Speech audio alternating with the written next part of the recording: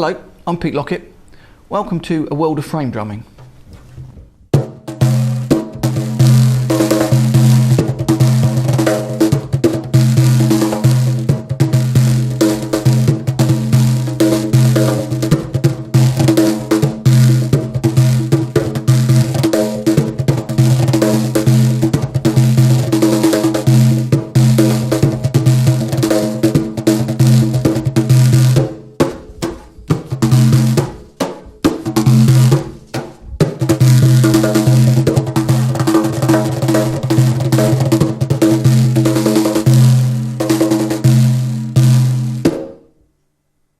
In these 6 lessons, we're going to take a brief introductory look at some of the playing techniques found on this style of drum, which is basically a frame drum. Normally these drums are hand-held and come in lots of different tones and pitches and sizes, and from many different parts of the world.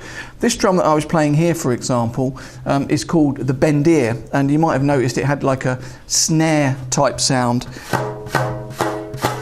We can see where it's got some animal gut strapped across the side traditionally. Now this is a Remo drum, so this is all the fibre skin finishes.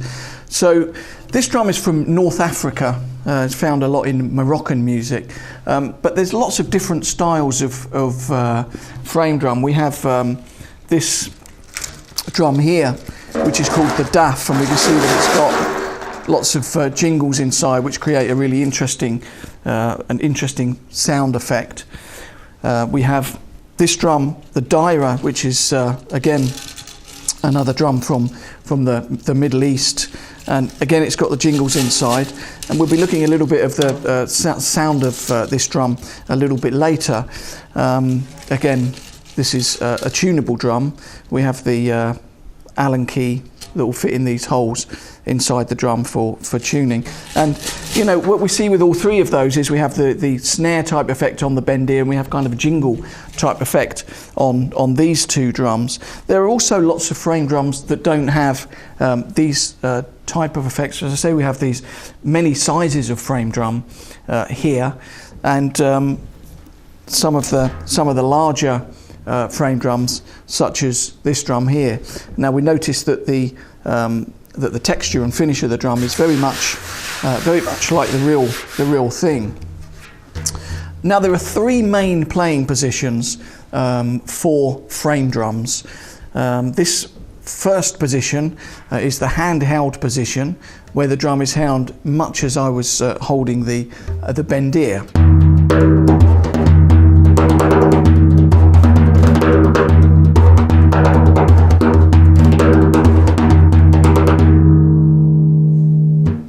The next position is kind of the lap type position, whereby the drum is held in position by the hand on top of the drum, and this hand is then slightly freer to play.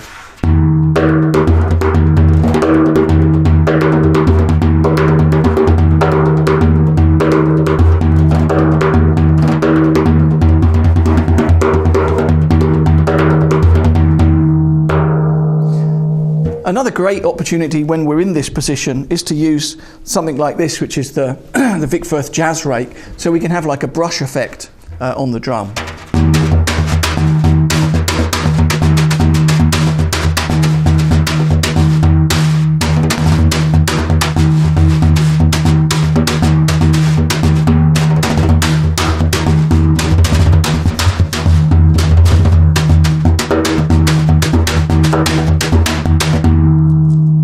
So again, we can see what we're kind of creating there is a cross between some of the jingle and snare type techniques we saw on some of the other drums. Now the other position, the third playing position that we can use for frame drums is kind of like, I call it the bongo position. It's kind of holding the drum between the legs, and then it's very easy to be able to use both drums, both hands on the drum, and use lots of different techniques, such as frame drumming techniques or tabla techniques or Ghatam techniques from South India. Lots of opportunities with this playing position.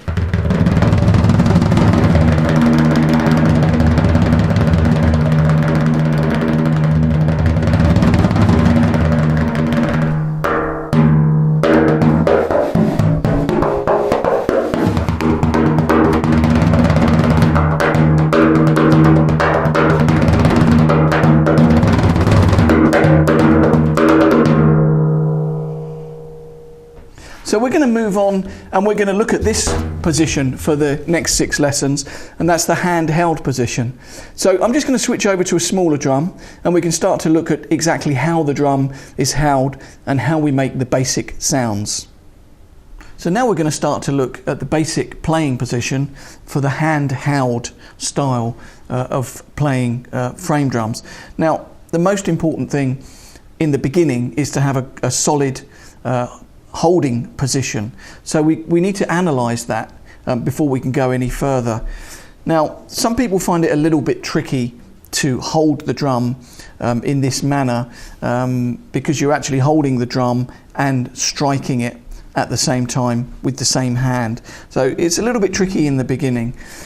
Some frame drums actually have this cutout here, which means you can hold the drum a little bit easier, and some drums don't, and in that case you just have to hold it without obviously the aid of the cutout. But we're going to be using the cutout with this Remo frame drum.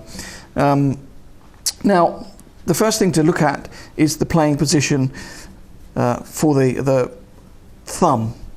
So we're very relaxed, and you're kind of creating like a vice-like grip between these points here. You're kind of holding it, but without the left hand muting the head.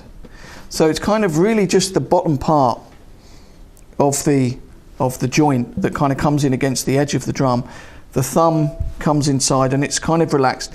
Now you might also notice these fingers here underneath the drum. That's very important in keeping it stable and in a good position to be able to play. The next important thing is to not rest your hand on your leg like this, or to have it too high or too wide. There are 3 other important angles that you need to think about. First of all, the right hand needs to come across the drum to play. So this angle of the drum is very important.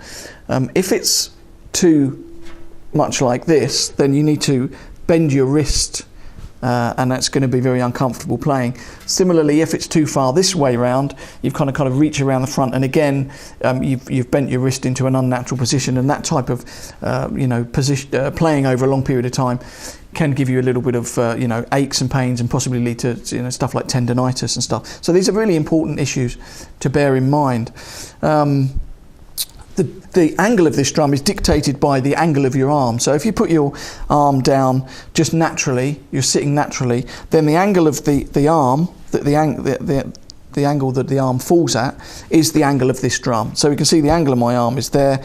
The hand easily comes across the face of the drum without having to reach around or have an artificial position. So that's the first angle, is that one. The next one is that it doesn't fall backwards or forwards while you're playing. And thirdly, that it doesn't fall this way or that way. So we've got these 3 important angles. We've got the surface left to right angle. We've got the backwards and forwards angle, and we've got the falling this way or that way angle. So all of those have to be correctly analysed, and then the drum is held in a relaxed position with the hand at 6 o'clock. Okay, so the basic strokes on the drum. Now in these lessons I'm not going to begin to go into specific idiomatic or ethnic rhythms. What I'm merely going to be looking at is how we strike the drum, how we make a sound, and how we can play some basic rhythm patterns on the frame drum in this playing position. So first of all, the right hand position, there are 2 options. Some people play just with the hand free, and other people use the thumb to support part of the weight of the drum. So there's a little bit of movement towards the thumb, but if you choose not to have the thumb as a partial support, then it's important that this drum is vertical. Here it's just coming slightly, very slightly towards. With some instruments such as the rick and the bendir, like I was playing in the introduction, actually the position is more divided between the hands, and it's from a position, the soft position on the rick, where both hands are kind of taking responsibility for holding the drum and coming around the front. But that's not what we're going to be looking at here. So the basic sounds for this first lesson are the bass tone and the treble tone. Now, the bass tone is played sometimes with the ring finger, sometimes with the first finger. I tend to play this sound with the first finger. And you can see it's got a kind of warm, rich tone to it. This is a very highly tuned frame drum. Obviously on a frame drum that's tuned a lot lower, obviously the pitch would be a lot lower. So it's played with the first finger. You can see the thumb is partially supporting the drum. Now the next sound is the sound on the rim, the high pitch sound, and this is normally played with the ring finger. You see it's really, really sharp in pitch, very penetrating sort of sound. Now, this is right on the edge of the rim, and we notice that if we move in too far, which I'm going to demonstrate now, we lose a little bit of that sharp tone.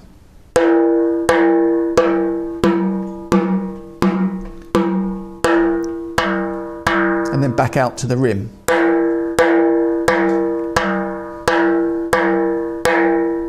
Again, the thumb is supporting the drum, and the hand is kind of doing it's kind of like a circular motion. So we have our two sounds.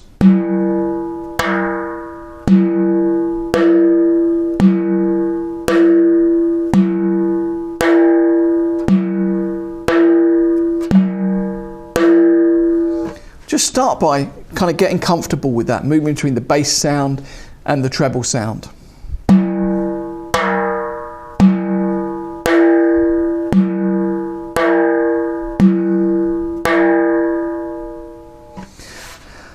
Mainly, in the beginning, the left hand only plays the treble sound. Now we've got two options.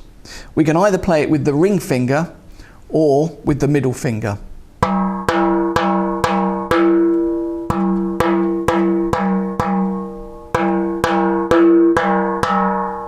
Now, as I mentioned earlier, it can be a little bit tricky to, get some of these motions whilst you're actually holding the drum. But after a little bit of perseverance, it does become quite comfortable, and you kind of get used to the motion and develop the strength in your fingers. So it's kind of up to you whether you want to do this with the ring finger or the middle finger. For developed techniques later on, all the fingers, or certainly the three main fingers of the hand, get used. So there's scope to actually spend time working on both.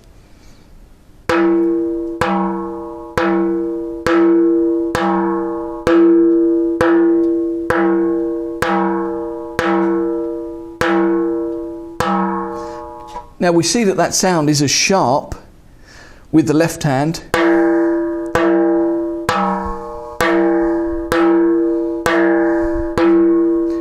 as it is with the right. What we will be searching for, ideally, is a scenario where both the right hand and the left hand, the tack stroke, as it's known, is as loud as as loud as each other.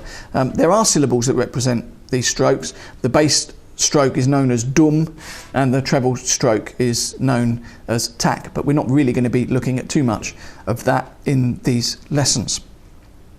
So the first basic pattern that we'll look at will be 4 notes long, and it will be right, left, bass, treble, treble, treble.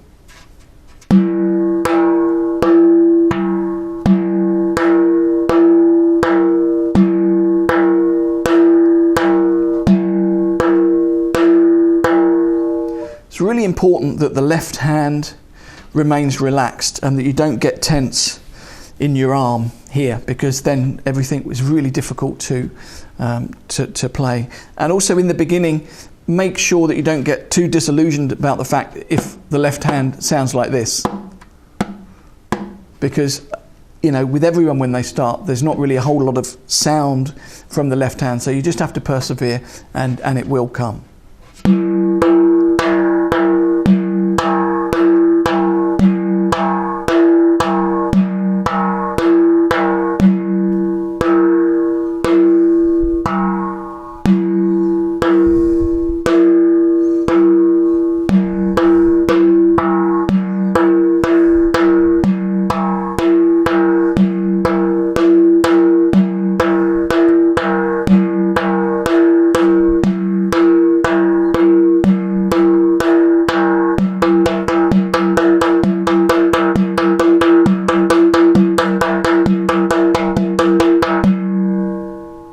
So spend time getting comfortable with these strokes and these sounds, and really focus at a slow tempo on having clarity and a clear tone.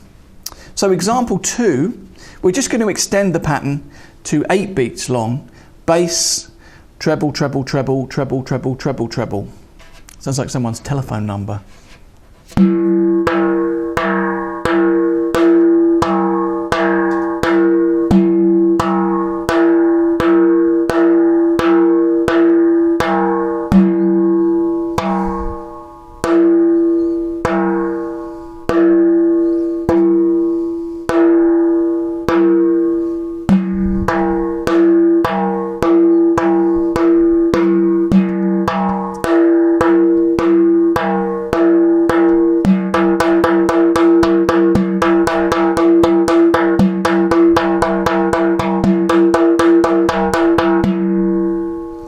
So in the beginning, these don't really sound like rhythms, but when we bring accents and different sounds in later, that will begin to be more rhythmic in nature.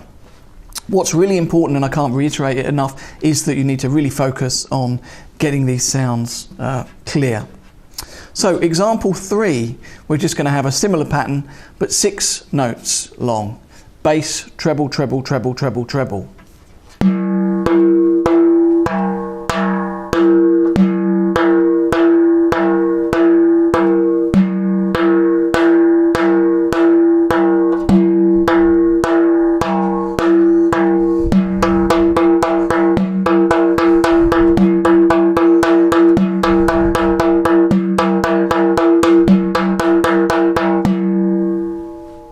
So now what we can begin to do is to mix up these 2 patterns.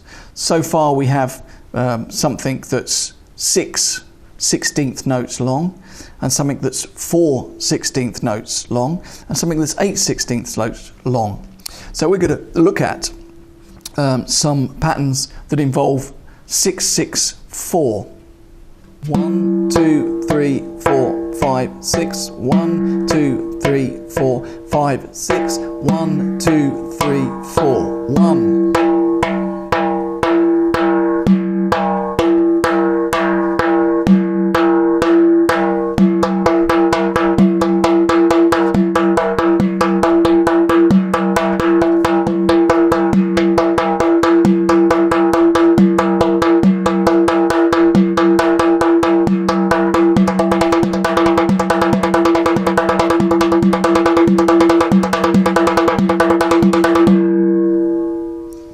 So if we've spent lots of time on the earlier examples, then it will be easy to begin to working towards this over time with a little bit of speed.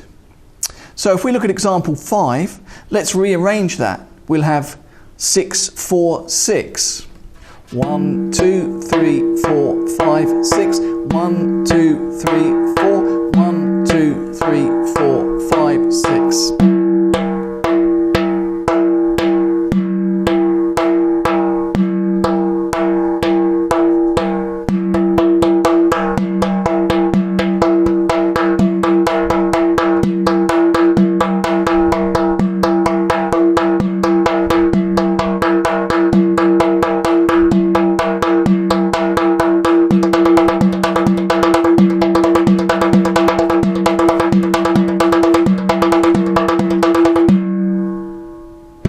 now if we look at example 6, another rearrangement, 4, 6, 6. 1, 2, 3, 4. 1, 2, 3, 4, 5, 6. 1, 2, 3, 4, 5, 6, 1.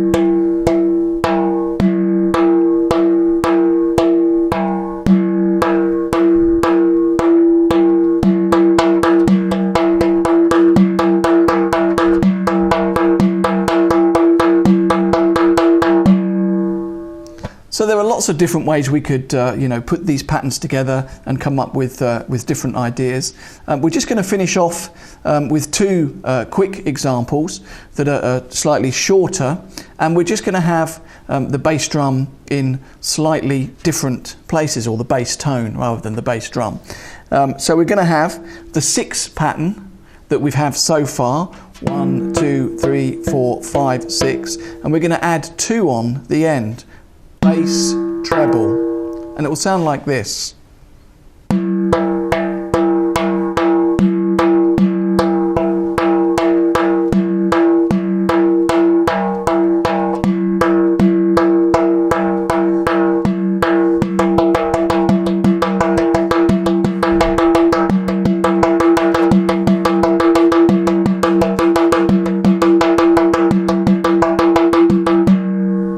So at the moment I'm putting a lot of effort into actually not put any accents into these patterns, which is a little bit unnatural for me, and it will be unnatural for you when you've gone to the next stage with your frame drum playing. But it's important in the beginning to try and get this without accents and to be very clear, as I said earlier. So finally, we're just going to have another rhythm that'll be 2, 6. 1, 2, 1, 2, 3, 4, 5, 6.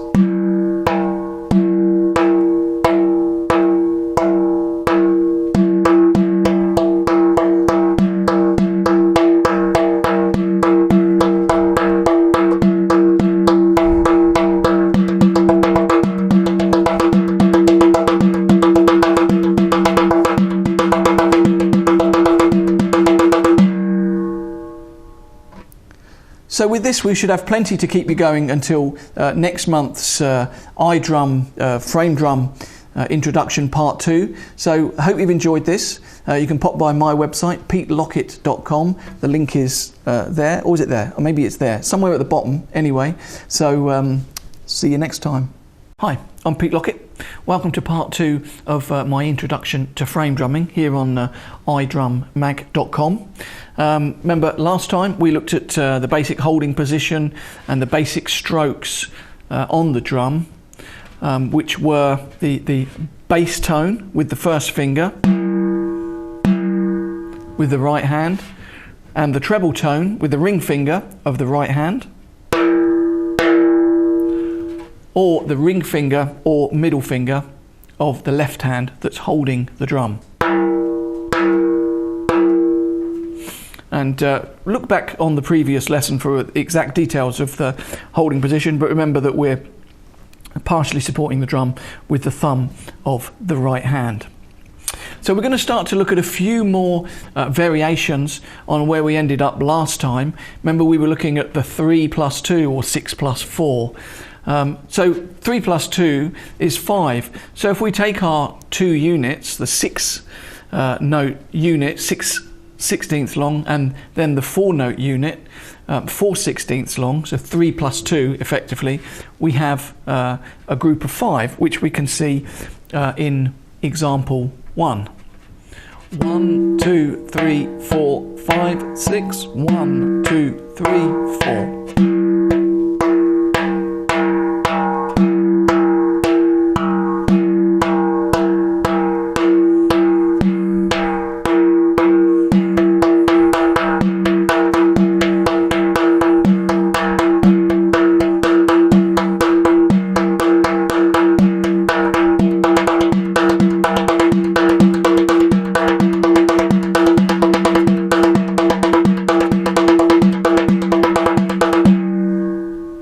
It's really important to get these really clear at a slow tempo before you move up to the faster tempo.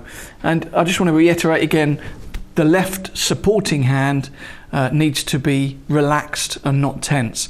Interestingly, with a lot of frame drumming, both with these type of frame drums, with instruments such as the Kanjira that we've looked at briefly in the past, Rik, the other Arabic frame drum with big jingles, it's really important that the holding hands are relaxed, and then it opens up the whole possibility of playing in a relaxed and fluid manner. Now, remember last time we also looked at rearranging some of those 3+2+2 units. So we can do this with what we have so far. So we have 3+2. We could equally have 2+3, or 4+6 if we're looking at it as sixteenths. 1, 2, 3, 4. 1, 2, 3, 4, 5, 6. 1, 2, 3, 4. 1, 2, 3, 4, 5, 6.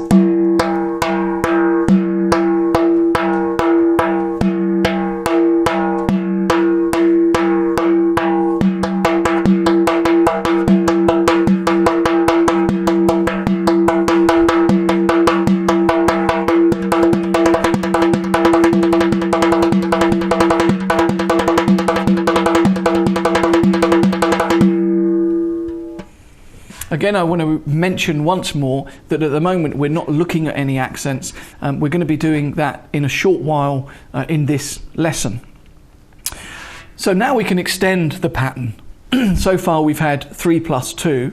Let's have 3+3+2+2, or 6+6+4+4.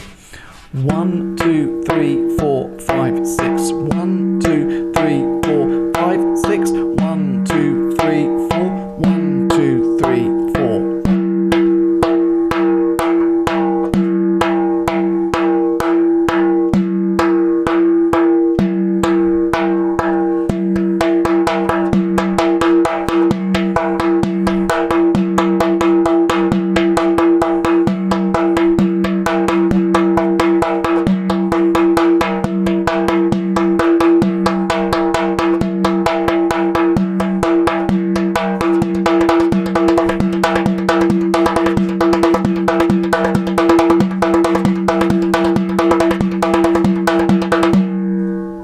So here we're in 5/4, 3+3+2+2. It's kind of equal to 10. The previous examples were 3+2, they were in 5/8.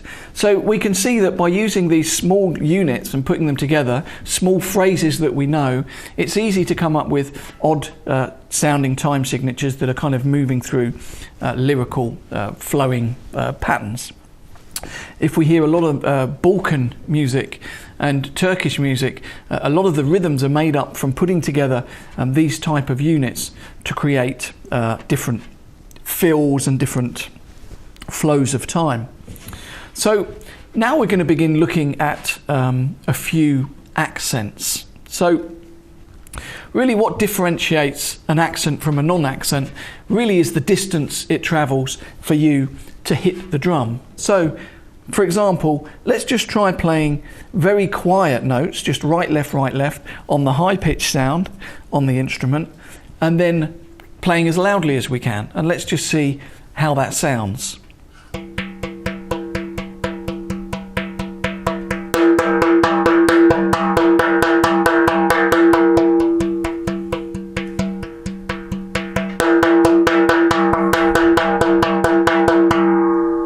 So we can see there's a massive differentiation between the non-accented and the accented sounds. So we're going to have much more interesting rhythms and rhythmic shapes if we can begin to bring in some of those accents within the rhythmic structure that we have. So let's look at our original pattern from last lesson, which was 8 notes long, which was 1, 2, 3, 4, 5, 6, 7, 8. 1. So now we're going to bring a few accents in. We're going to accent notes 5 and 7 of that pattern. 1, 2, 3, 4, 5, 6, 7, 8. 1, 2, 3, 4, 5, 6, 7, 8.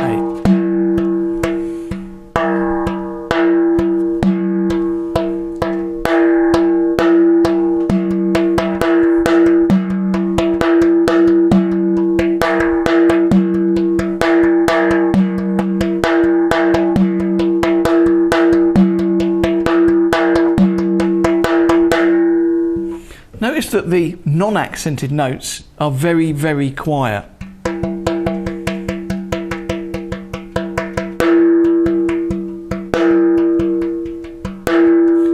And that gives the plateau for the accent notes to sing out when we play them harder. Now, as I said, if we look at the non-accented notes, we can see the fingers travelling, you know, what, half an inch, maybe less, to make the sound. The accented notes, for me, are coming right from here, or as far as this finger will travel.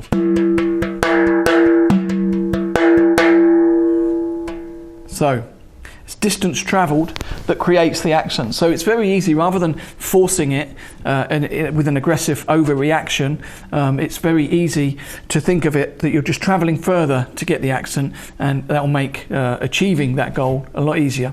So let's look at a few different accent patterns. We'll look at example 5, where we'll have an accent with the left hand. Again, with all of the things that happen on the frame drum with the left hand, or the holding hand and the weaker hand, are going to be harder to achieve. So you have to be very patient with it. So we're going to accent notes 4 and 7.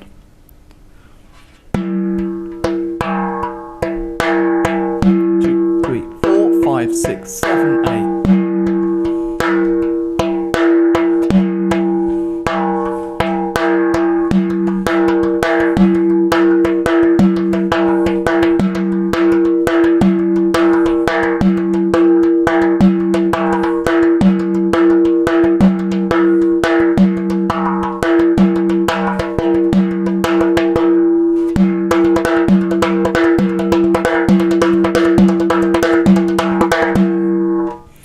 Interestingly, some of these accent patterns are much easier to play at a faster tempo, which is kind of disturbs a little bit the learning process when you're beginning to play some of these on the frame drum. But you know, as the whole motion speeds up, the distances become slightly smaller, actual fact, and it does become a little bit easier.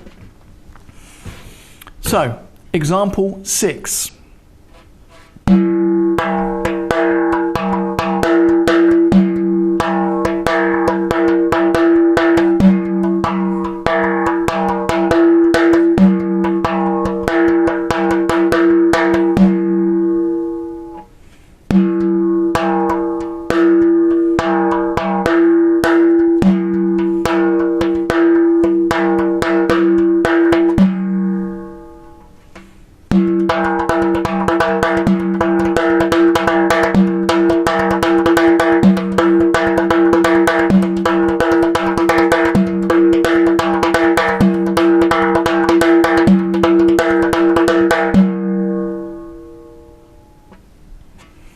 Example 7.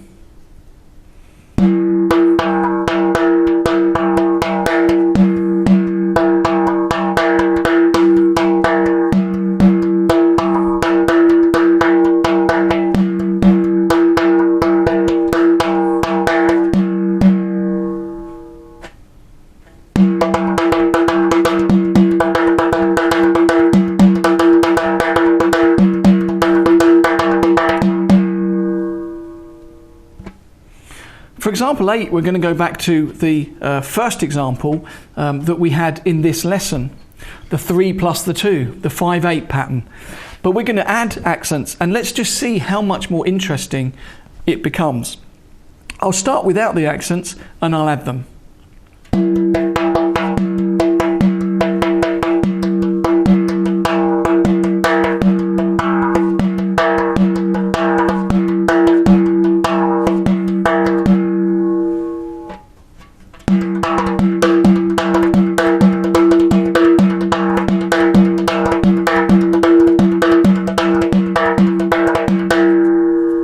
See, it's a completely different rhythm once we start to add the accents.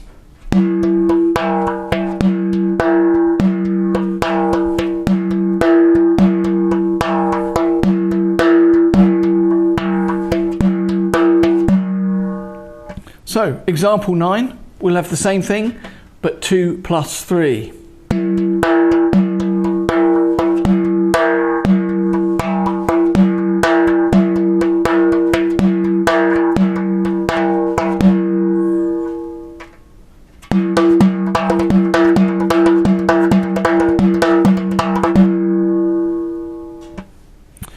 example 10.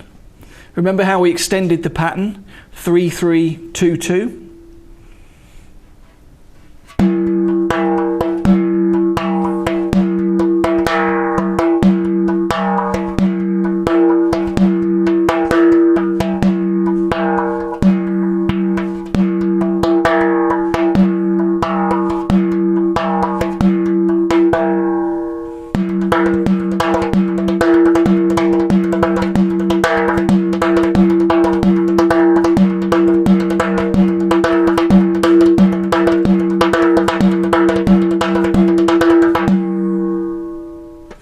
So we can see how interesting it is to begin to add accents to some of the sounds that we so far have and some of the rhythmic structures that we've been putting together.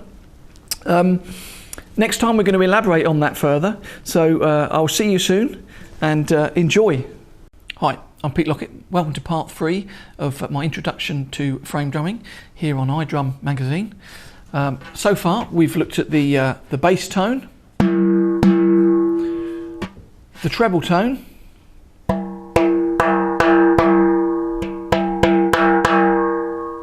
and accents. And now we're going to add a new stroke into our repertoire, and that is the slap stroke.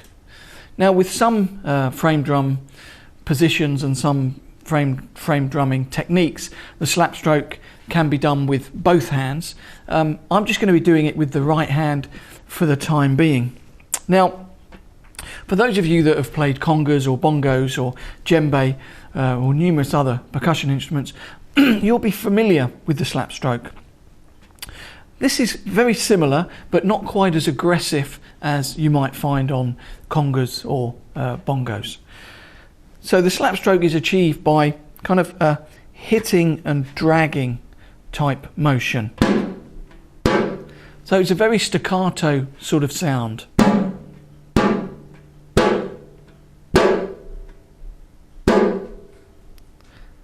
It's one of those sounds that one needs to experiment with. You know, we can say actually you hit and you drag slightly, or you know, there's different ways to think about it. But at the end of the day, the best yardstick for really getting it together is just simply sitting yourself down with a frame drum and experimenting to try and achieve the sound.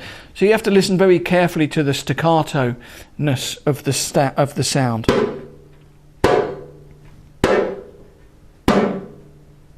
We can see how it gets integrated into the sound of the drum.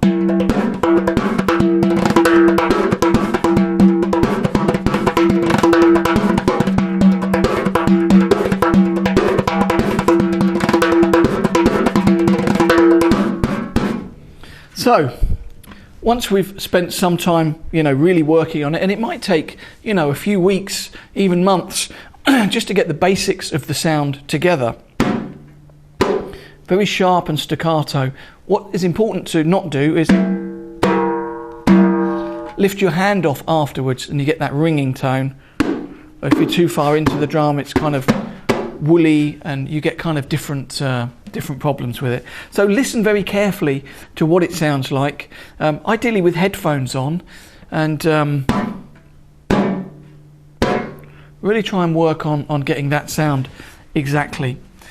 Now, once you do have the sound, we can begin to integrate it into some simple patterns, as we did in the beginning, in the first lesson that we did here on iDrum Mag. So let's have a 4-beat pattern, 4 16th notes long, and we'll have slap, high, high, high.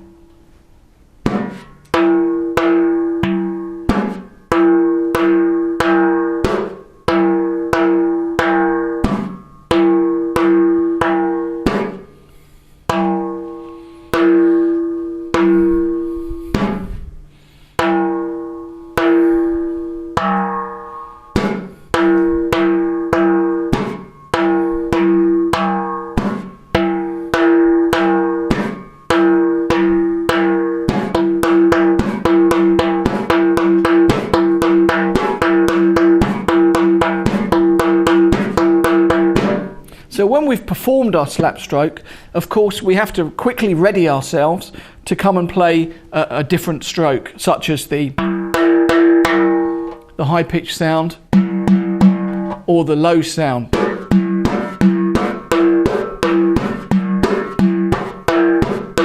So this is a good exercise to achieve that just by looking at the right hand.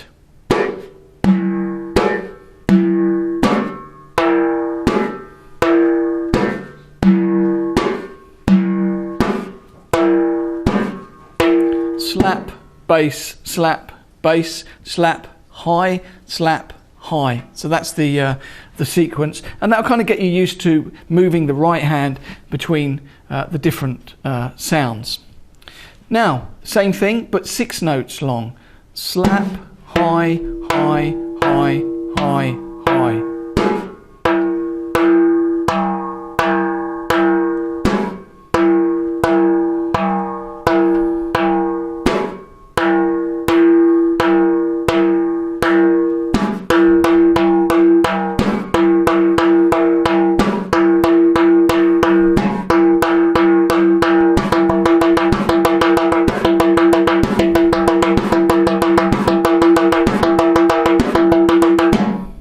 So again, notice that we're still not looking at any accents like we did in the last lesson. We're going to be bringing a few of those in later. So now let's have a slightly longer pattern. It's actually the 8/16 pattern, which we had was bass, high, high, high, high, high, high, high. But the second time we'll have the slap instead of the bass, and it will sound like this.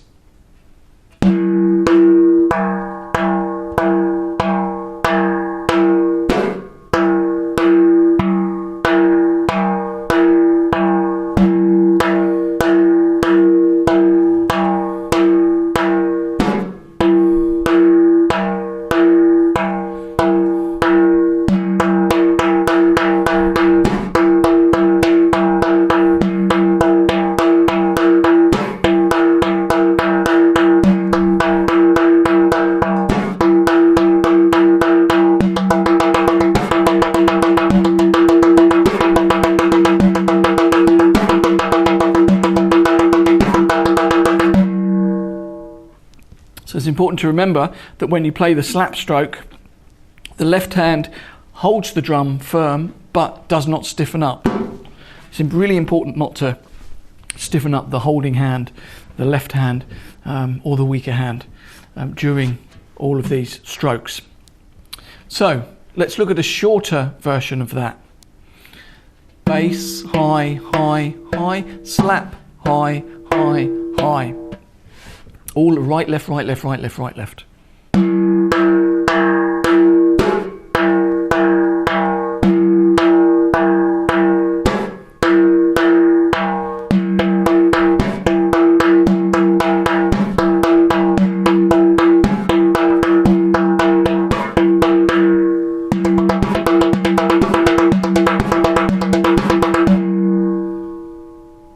So now we'll move the slap stroke a little bit later in the same pattern.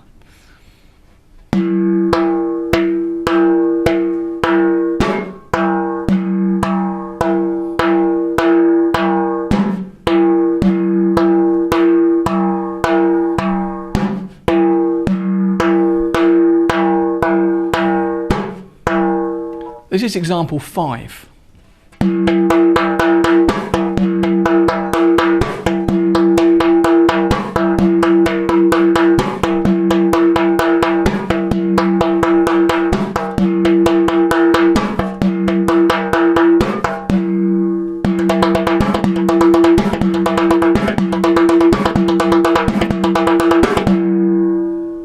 So even at a medium or slow tempo, these rhythms can sound quite funky, even without having any accents on. So let's add 2 slap strokes into the pattern, as in example 6.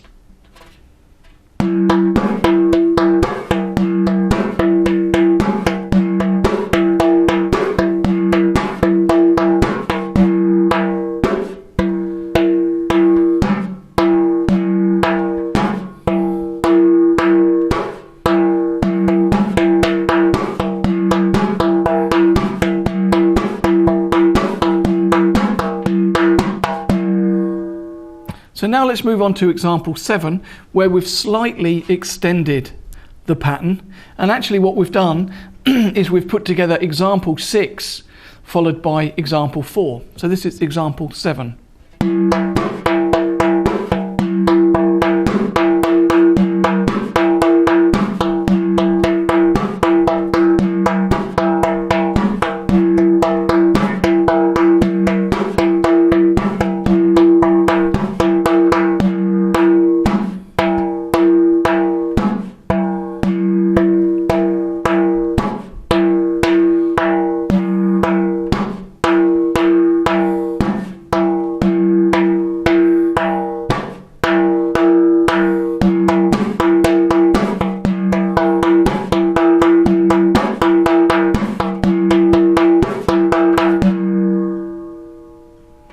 So now we'll look at example 8, which starts to bring in some different accents into the pattern.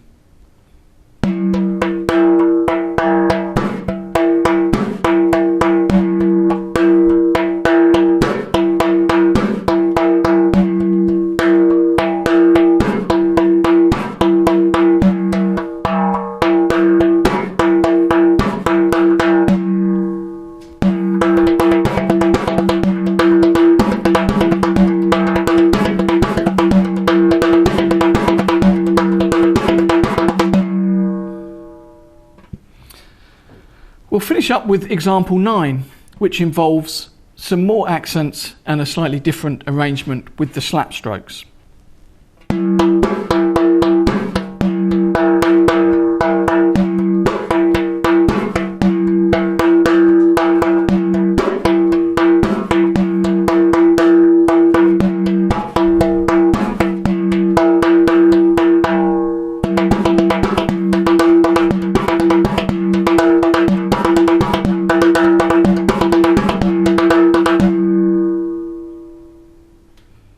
So that's it for this time.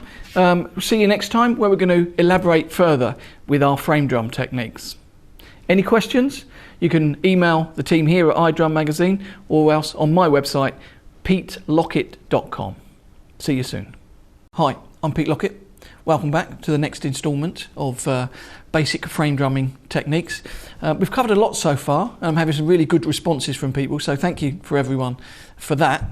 We're going to begin to elaborate on ways that we can play the frame drum. Now, there are obviously lots and lots of very involved techniques, and you can take these instruments really as far as you want with the amount of knowledge and techniques that are available in hand drumming techniques across the world. But it's also possible to, with a limited amount of technique, to be able to achieve quite a lot musically. Even with the basic sounds, we've been getting some interesting rhythms so far. Mainly we've been using continuous 16th notes with accented and non-accented patterns. But it's also possible to begin breaking the rhythms up. So you're not playing all of the continuous 16th notes the whole time, you're just playing the main notes of the rhythm. I often get asked for this type of approach in the studio, where people don't want a really busy pattern throughout the whole, part of a tune or part of the music that I'm recording. And so this is another useful technique to begin to have some new approaches to the drum, or different approaches to the drum.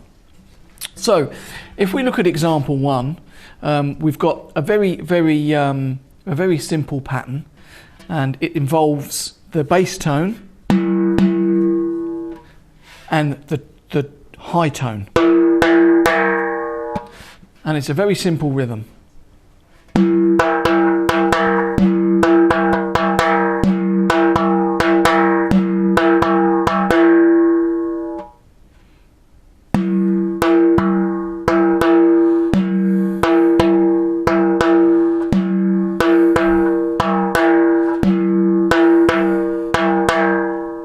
Now also notice the fingering, right, right, left, left, right.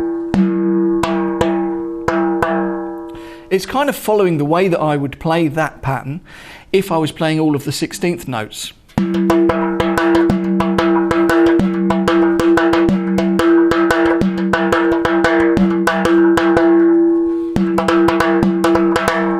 without the 16ths.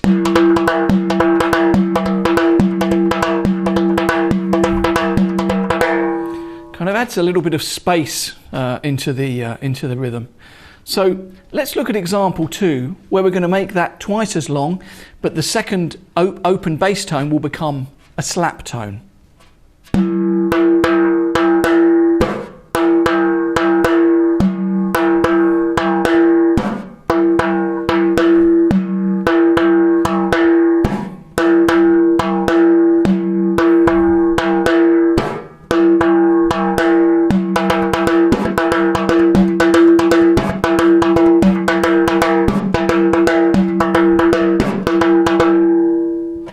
Now, for a more detailed analysis of the slap stroke, look back at last month's lesson where I look at that in detail.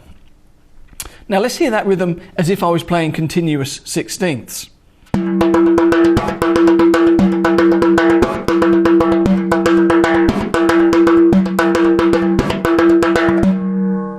And without.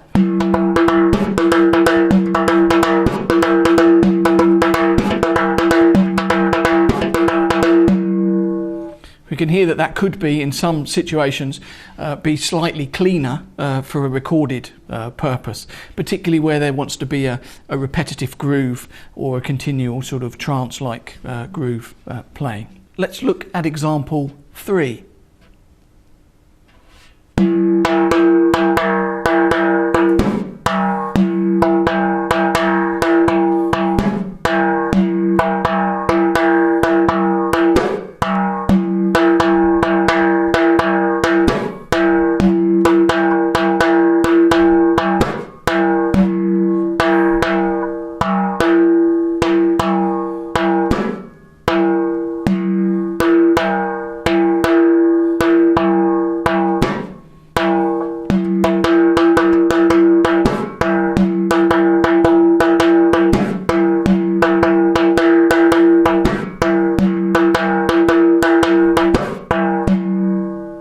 And again, this is what that would sound like with continuous 16ths.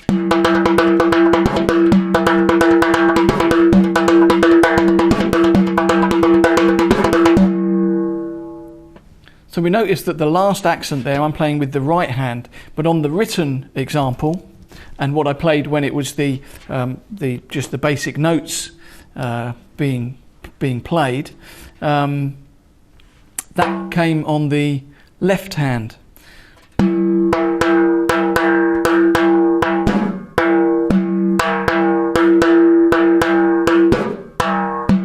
Because we're not playing the continuous 16ths, we have the space to be able to play at the end with a little small gap.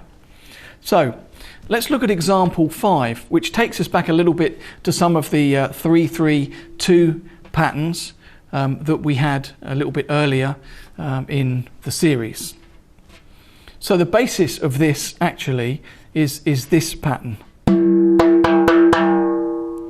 1, 2, 3, 4, 5, 6. 1, 2, 3, 4, 5, 6. 1, 2, 3, 4, 5, 6. That's the 6. So we've got 6, 6, 4 or 3, 3, 2, involving the bass tone and the slap.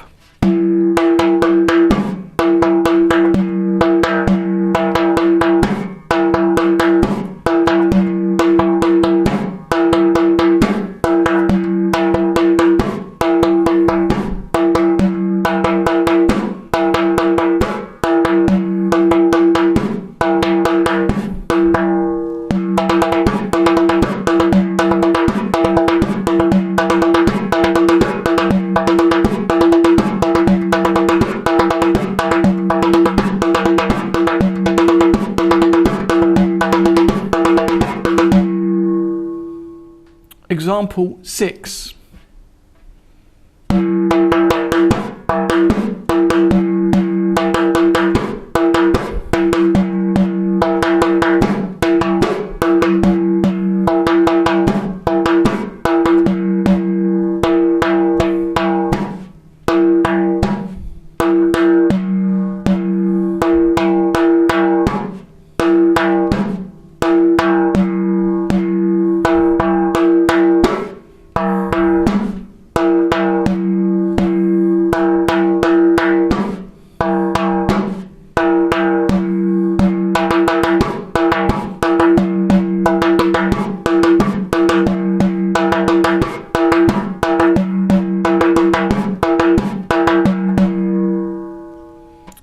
example 7.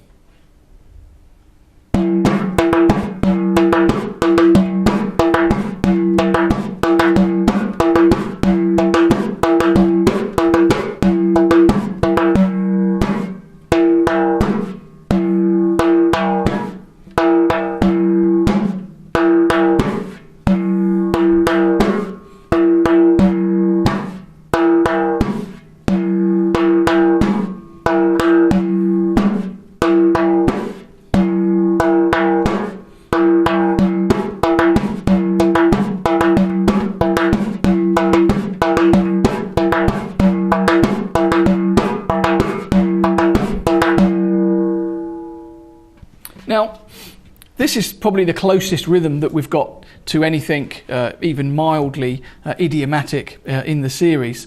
And you can really see from this rhythm the benefits of playing without all of the continuous sixteenths.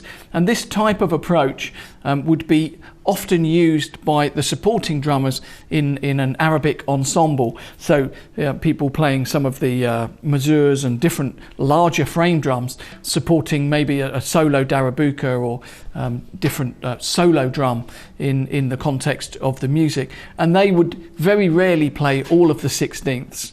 They would often play it stripped down in the way that we're looking at in this lesson. So let's look at example 8.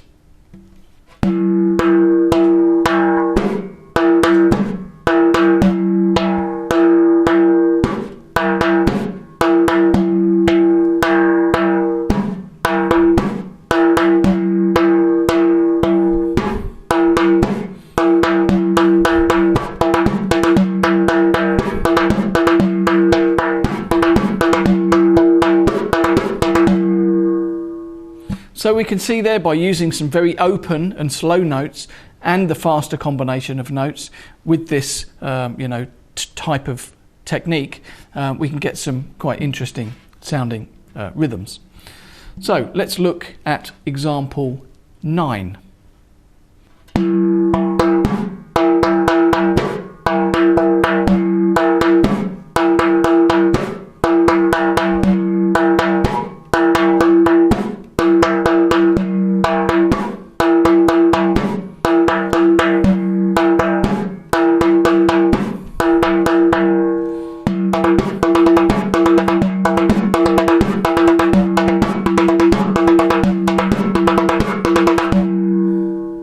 And finally, we'll look at example 10, which is using the 3-note pattern in sequence. So we have 3-3, 3-3, 2-2.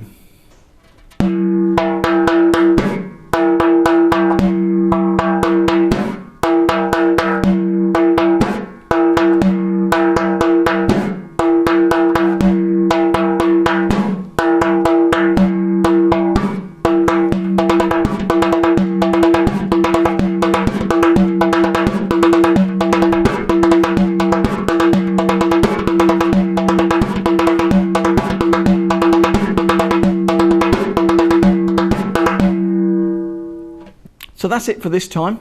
Hope you've enjoyed this amazing drum, the frame drum, on another leg of our amazing journey of frame drumming. What we can see so far is with the small basic units and a few basic sounds, we can already make some interesting and quite elaborate sounding and funky rhythms. So we're going to continue further with that next time. We're going to take it that next step further. So hope you enjoy what you've got for this month, and see you next time.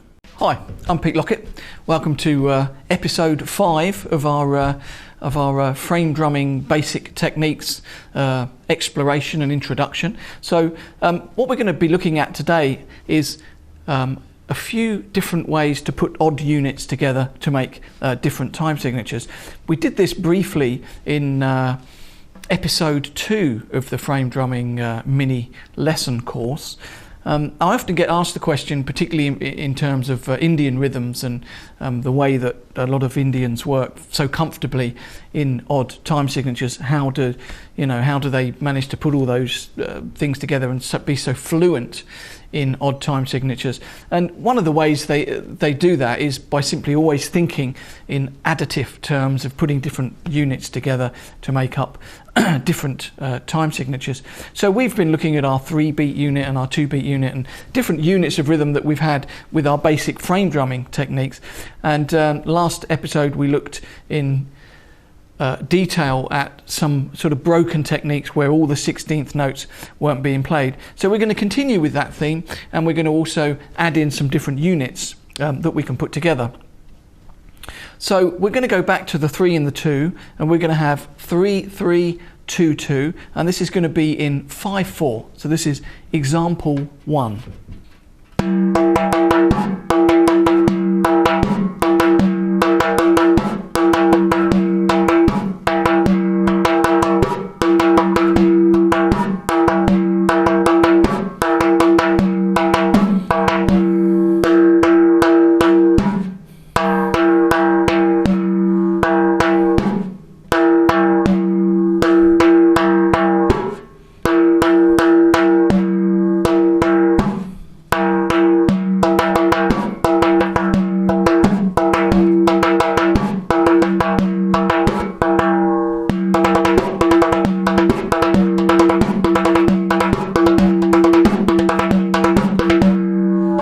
Clearly hear 1 2 3 1 2 3 1 2 1 2 1 2 3 1 2 3 1 2 1 2 1 2 3 1 2 3 1 2 1 2.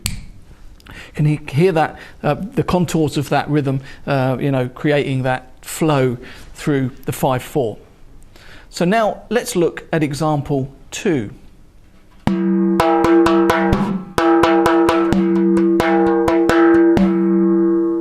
So we can see we have 3 3 2 2 still, but for the 2 2 we've got the accent pattern.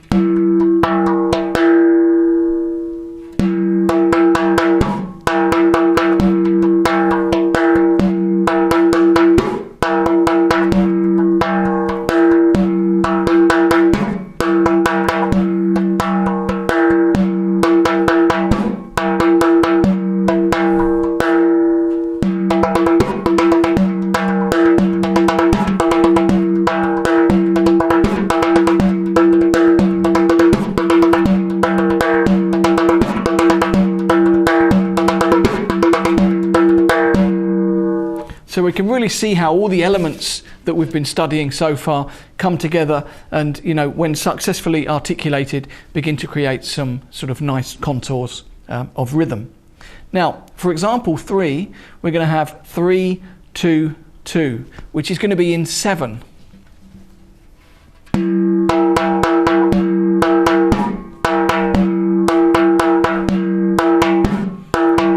2 3 1 2 1 2 1 2 3 1 2 1 2 1 2 3 1 2 1 2 1 2 3 1 2 1 2.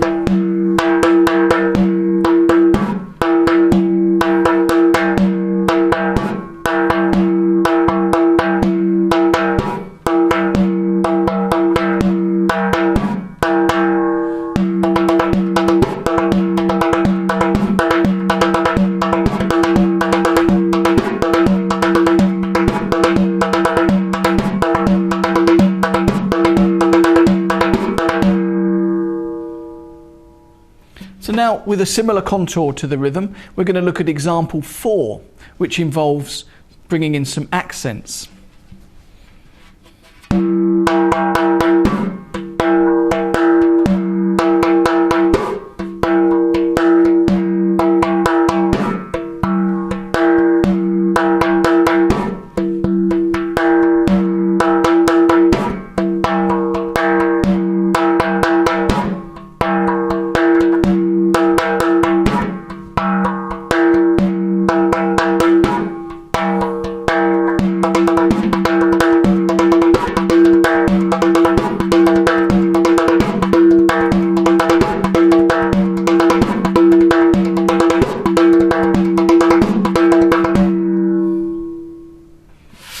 Remember I said earlier on in the series that it's actually sometimes much more difficult to play these patterns very slowly. Well, it's really true. So once you begin to get up to speed a little bit, it becomes a lot easier to articulate some of the patterns. Let's move on. Let's look at example 5.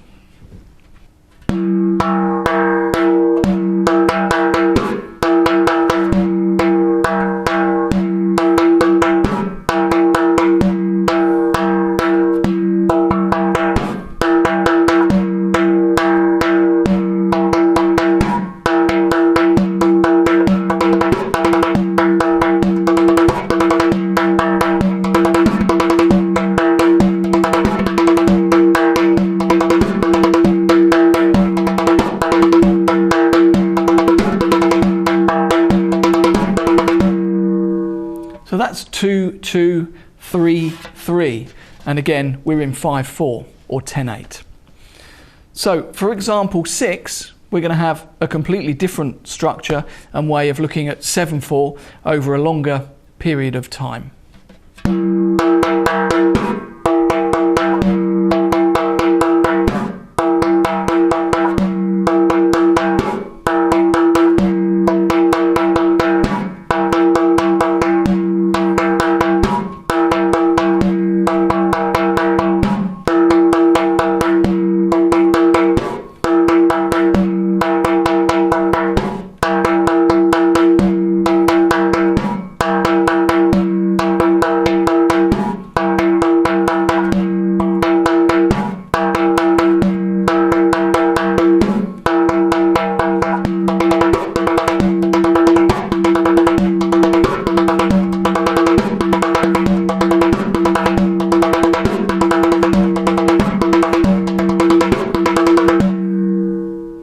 So it's really important to get a consistency and flow to these rhythms. And, I'm going to hark back to the point of having the left hand having to be as loud as the right hand when required for the high-pitched strokes.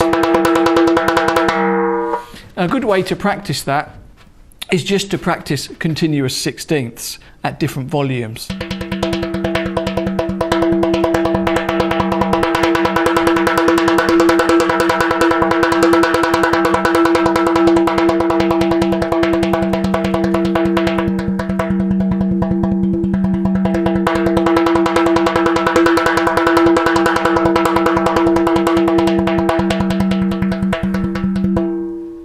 And right throughout the whole, change in volume, it's really important to focus on the equal strength of the strokes with the left hand and also with the right hand. It's obviously much more difficult. We're holding the drum, and so there's a lot more work needs to be done in feeling comfortable with the left hand and how we're holding the drum. So now we're going to look at example 7, which involves 3, 3, 3, 3, 2, which adds up to 14. We're in 7/4 still.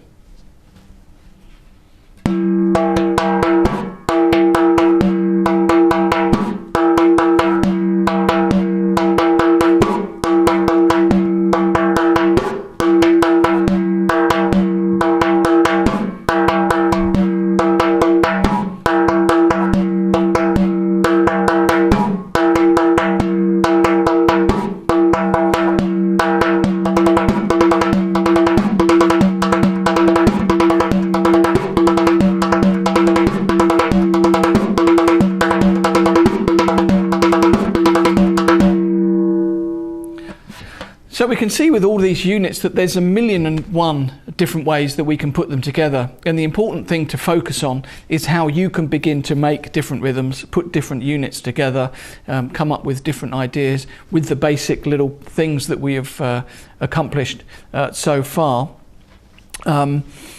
There's lots and lots of different directions that you can go. Lots of, adding the accents in with the, with the non-accents or the slap stroke or different units or parts of the rhythm where it's open without the continuous sixteenths. So let's wrap up this this month's lesson by looking at how we can combine one of the simple patterns that isn't continuous sixteenths with some of the groups of 3. So this is 2, 2, 3, 3. So we're in 5/4 again. Example 8.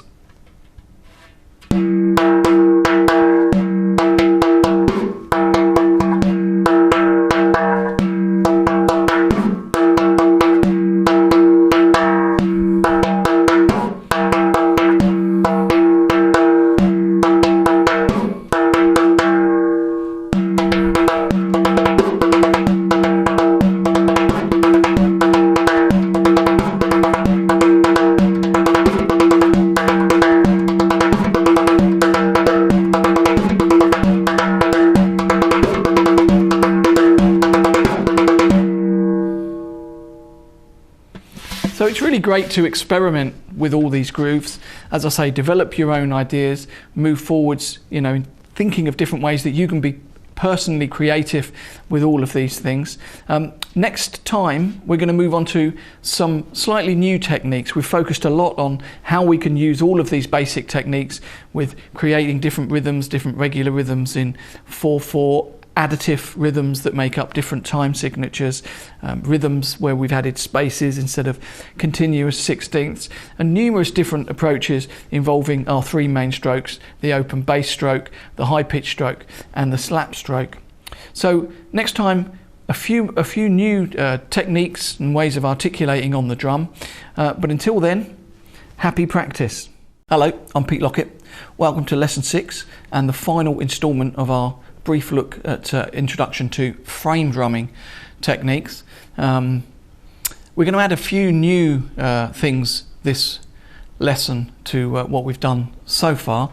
I'd just like to point out as well, this is really just the tip of the iceberg in terms of frame drumming. A lot of the techniques and the way that performances are articulated on these drums is so very detailed and in depth that, you know, a proper study of the instrument really you know, will take you a lot further.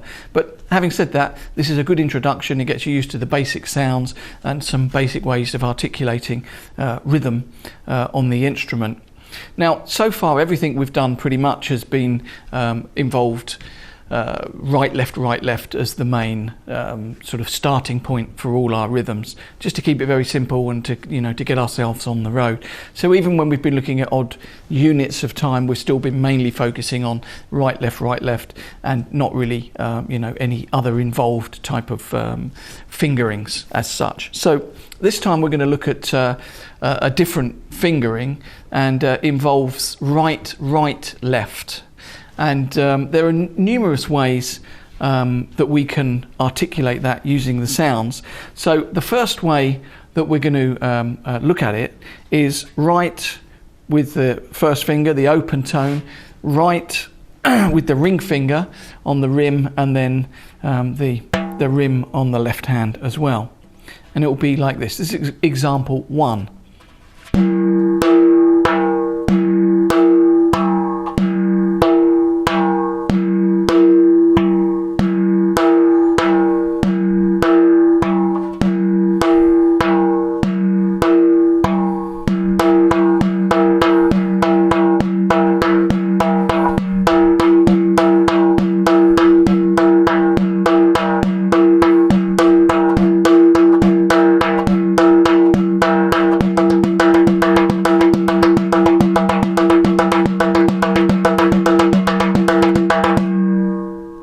The next way we can articulate that particular pattern, and this will begin to make more sense, and we see the reason why we're doing this when we begin to incorporate them into rhythms a little bit later.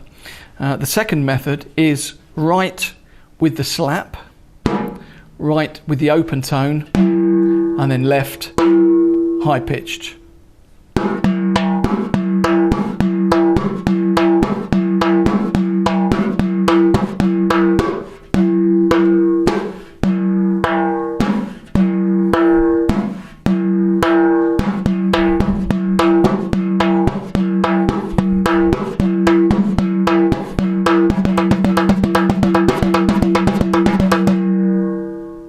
So now we can begin to put both of those together. This is example 3, and we have 2 of each of those, 2 of example 1 and 2 of example 2.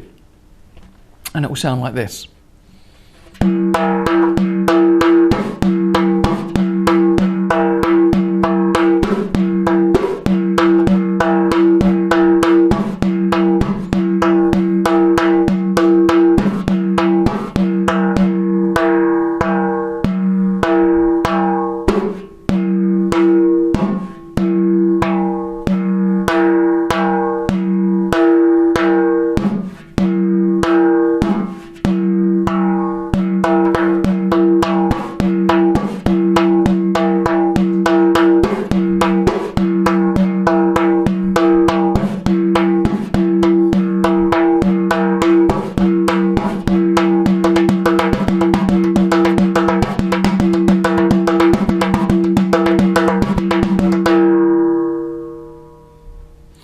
So we can begin to hear that sound if we listen to a lot of great modern frame drum players, modern hybrid frame drum players, such as Glenn Velez, Randy Gloss, for example, Lane Redmond.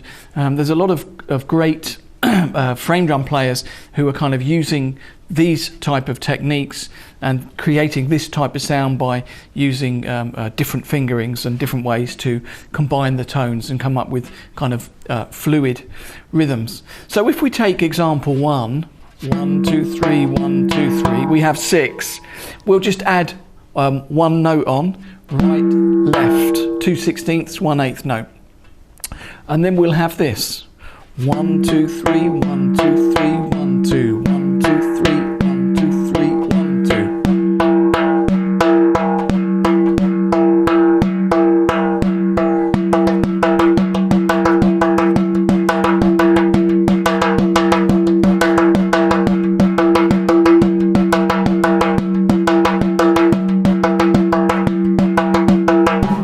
So now we're going to move on. In example 5, we're going to have the last accented note as a slap. So we'll have 1, 2, 3, 1, 2, 3, slap.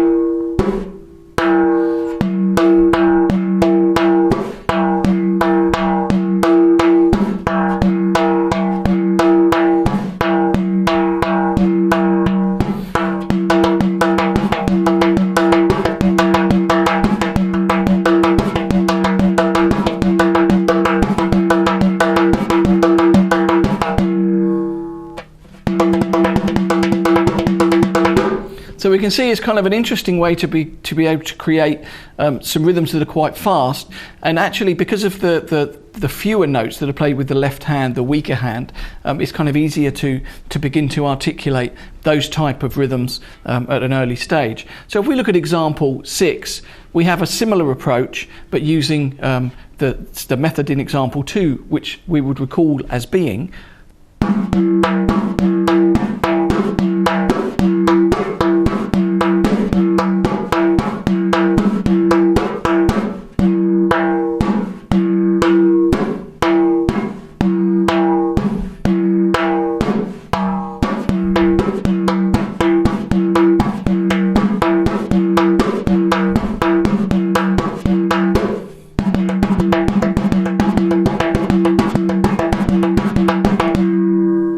So we can see that begins to create completely different feels and completely different sounds than we had with the lessons that we've looked up to so far up to now.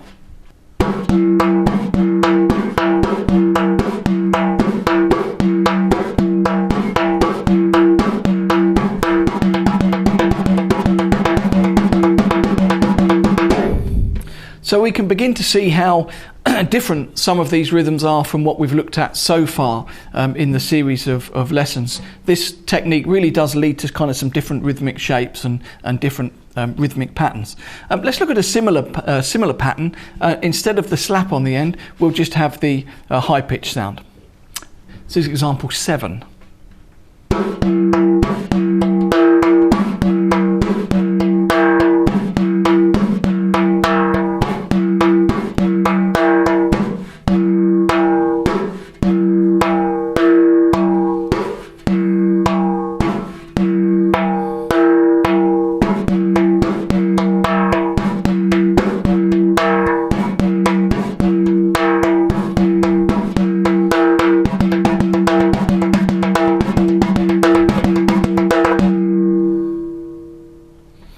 So this is a really, really interesting technique. For me, it's the cornerstone of a lot of what I do with some of my hybrid frame drumming technique. It's important to bear in mind that there are kind of two paths, and you can kind of combine both actually. If you want to just study specifically traditional frame drumming, you could go and learn with a Middle Eastern teacher, or find someone who knows that specific idiomatic style. And if you wanted to just learn hybrid frame drumming, then you could do that. But I think the ideal optimum is the middle ground. So if you learn some proper traditional rhythms and some of the settings for the rhythms and how the music is approached, and also some of the hybrid techniques where Indian drumming techniques or different drumming styles are brought into the arena with the frame drum, and it makes for a much more interesting package in the modern world as far as I'm concerned. So if we go through to example 8, we can begin to see how this can be utilised with some of the broken patterns by just beginning to mix a few things together.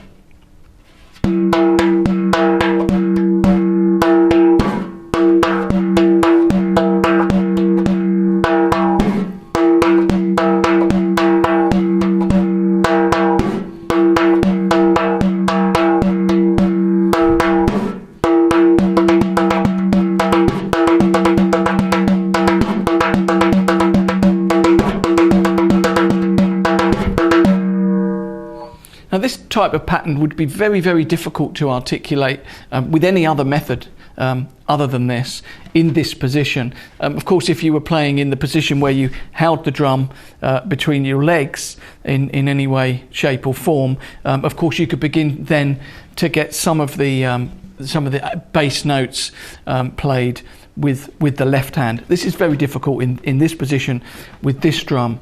However, with drums such as the rick, the Arabic tambourine with a sets of large heavy brass jingles, often because of the playing position of the drum, the left hand also plays some of the bass strokes. So it's important to remember that as you switch between different drums, different techniques and different ways of articulating rhythms apply and are more successful or not. So let's look at example 9.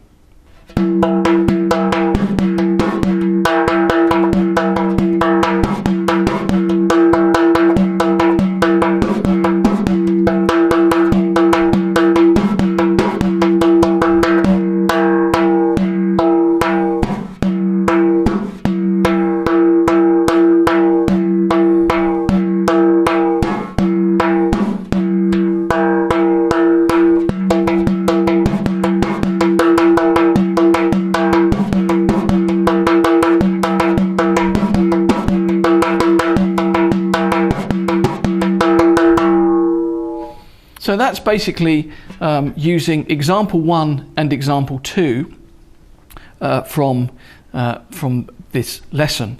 So example 1 was example 2. So we have that, example 1, example 2 plus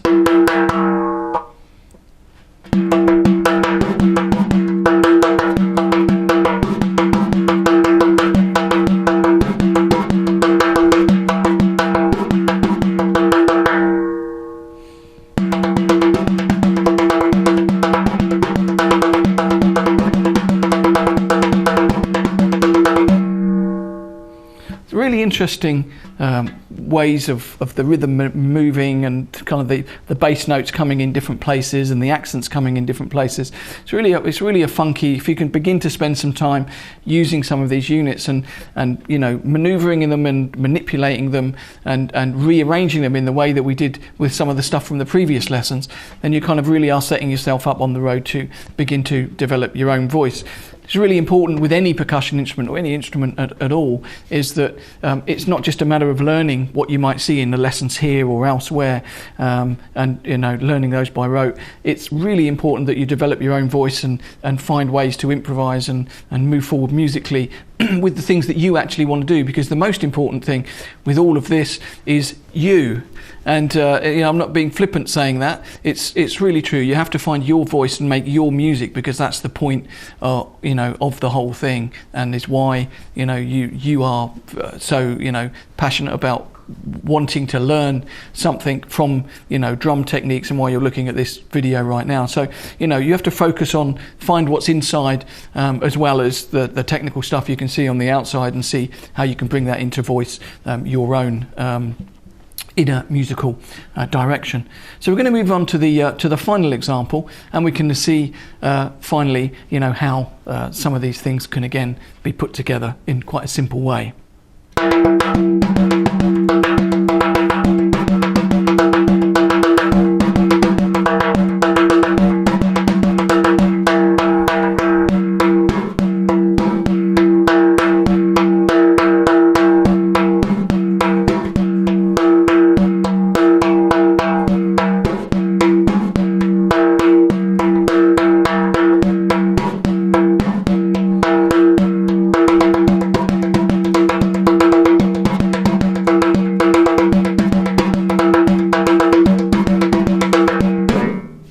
So thanks for checking all these lessons out. I hope you found them of benefit and have enjoyed it enough to, you know, decide to proceed further with frame drumming. It's certainly given me an enormous amount of pleasure in my musical life.